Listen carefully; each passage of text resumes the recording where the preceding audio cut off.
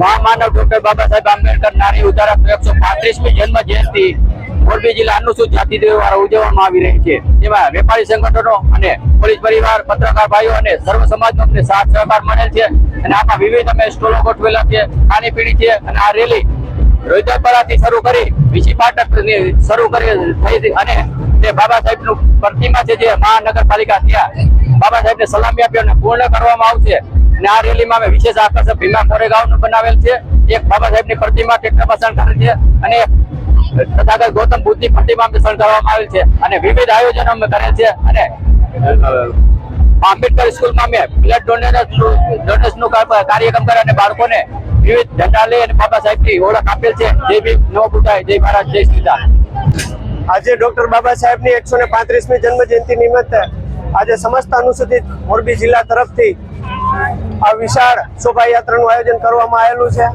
આશરે 4 થી 5,000 લોકો એમાં જોડાયેલા છે રેલીમાં અને આજે સમગ્ર ભારતમાં ડોક્ટર બાબા સાહેબના એક ઉજવણીનો મહાપ્રસંગ છે એવી રીતે સમસ્ત ભારતવાસીઓ આજે ઉજવી રહ્યા છે અને ડોક્ટર બાબા સાહેબ જેમને સમાનતા, સમરસતા અને હવે વિવિધ પાઠો ભણાવવામાં આવેલા છે એવા ડોક્ટર બાબા સાહેબનો આજે જન્મ જયંતિ નિમિત્તે મોરબી જિલ્લા અનુસૂચિત સમાજ તરફથી આ ધામધૂમથી આજે રેલીનું શોભાયાત્રાનું આયોજન કરવામાં આવેલ છે।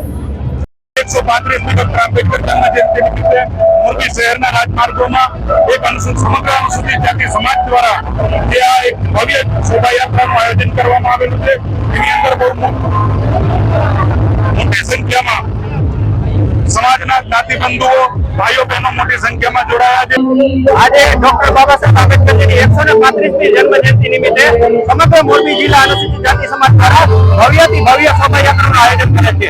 આ શોભાયાત્રા અમે વીસી ફાટકથી શરૂ કરી guest house road, Trikonbaug, doctor Baba Saheb આંબેડકરજીના statue છે ત્યાં પૂર્ણ કરવામાં આવશે।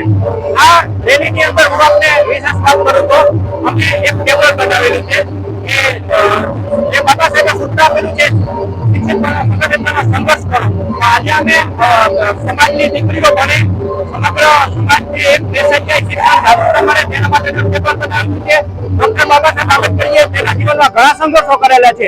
એ પૈકીનો હું આપને એક સંઘર્ષની વાત કરું તો મહાર સત્યાગ્રહ કે જ્યારે એક પાણી પીવા માટે પણ એક સંઘર્ષ કરવો પડતો હતો। બાબા સાહેબ જ્યારે સ્કૂલની અંદર હતા ત્યારે તેમને પાણી પીવા માટે આખો દિવસ એક પટાવાળા ઉપર નિર્ભર હતા। તેમને તેમના જીવન ઉપર લખેલી વેઇટિંગ ફોર વિઝા એની અંદર એક વાક્ય લખેલું છે નો ફ્યુલ નો વોટર, એટલે કે જ્યારે બાબા સાહેબને તેમના સ્કૂલની અંદર કોઈ ફ્યુલ ન હોય ત્યારે આખો દિવસ બાલ્યાવસ્થામાં તરસ્યા રહેવું પડતું હતું।